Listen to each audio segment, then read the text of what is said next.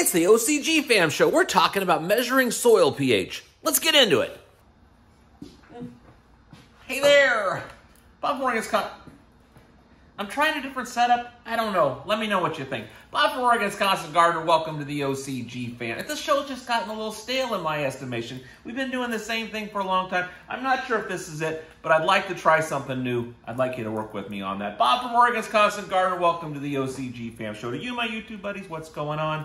Let me know in the comments, and we'll talk about it after the show. Right now, let's just get into the show. Measuring the pH of your soil and the PPM. This is what I use. pH meter, Blue Lab, truncheon. A lot of people use a combo meter. But we got a question about, I think it's this guy. I just got this picture off the internet. It's a meter from Blue Lab that you use to directly check the pH of the soil. And someone was asking a question about that. And spoiler alert, Scott not thrilled with them. I mean, neither so much. We tried one. These are great guys, the Blue Lab guys. He came down, showed us the meter. We tried it and just kind of like this better. But more importantly than that, and why I'd like you to watch the clip is we talk a little bit about that, but also about continuity of measurement within the community so that we're all on the same page. And I thought it was an interesting clip, and I'd like you to watch it, and I'll talk to you after. Nate Young, Bob, is there a difference in doing a slurry test versus taking a pH reading directly from the soil with an actual soil probe from Blue Lab? You know those little, the probe things. Are those? You used one. I tried it once and was like, this is a hassle. So I'm going back to my Blue Lab pen. Because my Blue Lab pen was so much faster. That thing was like, if you want an accurate test, wait 24 hours. So, well, I don't want that. I haven't got that time. A slurry means right now. So, I mean, I think there is definitely a different reading at the end because of time. Okay. I mean, I can't get behind a Blue Lab probe. I love all my Blue Lab equipment. Yeah. And I'm just not, I didn't find it convenient. I didn't find it easy. I didn't find it,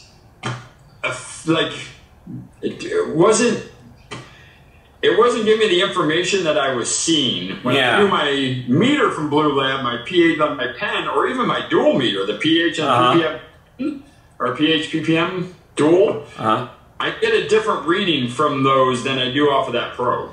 Was it consistently different, like a certain amount? Yeah. Well, I can't say like if it says 5 here, it's 6 here. If it says 6 here, it says 6.5 here. But every one was different. But if I took my Blue Lab pen and my Blue Lab combo meter, both those pHs would be within like 6.3 to 6.5. You know? And I mean, I could take 20 meters and I'll have 20 different readings. But when drastically off and I have to wait 24 hours or 12 hours, or it became where I wasn't trusting that. Remember when they sent us that probe? Yeah. We were playing with it, and I wasn't a fan, and then you tried it, and you were not in love with it. To a grower, and he ended up just with his truncheon. So, I mean, I don't know. There is a difference, but I can't give you 100% on which one I trust. Well, I stick with what I know. This guy, you know, if you may like Fords, but if everybody in your state drives a Chevy, you're probably gonna have trouble finding parts for it. You're gonna have it. You need to have.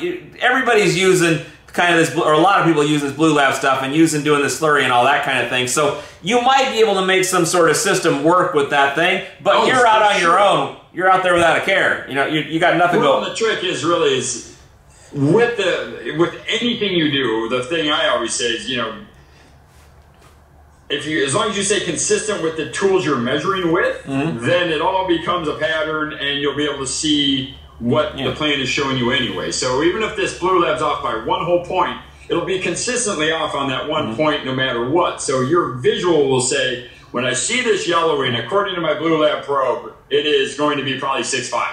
Well, look at that, 6.5. When I see this occurring with my Blue Lab probe, I will notice, you know, I think you can build your own trends, and I think you can do that with any of these meters. Like I said, at our soil facility, they have to test with 4 pH meters, and there's 4 pH freaking results when we're done. And it's frustrating because which one you trust, which one is the accurate one, and which one's the one that's close. So it sounds like you could probably make this work, but it is not cheaper or easier. And you're breaking with tradition, and it's going to make it harder to communicate with the community if that's something you're trying to do. Yeah, I think that's the big thing. You have to let the community know this is what I'm using, and then they because then there's other guys using that probe, so they can chime in with their 2 cents. But most of these people are running the Blue Lab pens or their combo meters and not being afraid of hurting their probe, because that's what everybody's concerned about is, oh, you stick your probe right in the mud? And it's like, yeah, I mean, I have no problem with that. So I'm not doing this. Yeah. That might break your probe. Yeah. But, you know, if you do this, it's going to be okay. Yeah. If you drill anything, you're going to break everything. All right. Good answer. Okay, what do you think of that? Informative, entertaining, helpful? What do you think about the show more generally? What are we doing here? How can we make it better? How can we make it more useful for you? How can we bring more people into the community? Let's think about it, put our heads together in the comments. I love you. I'll see you tomorrow.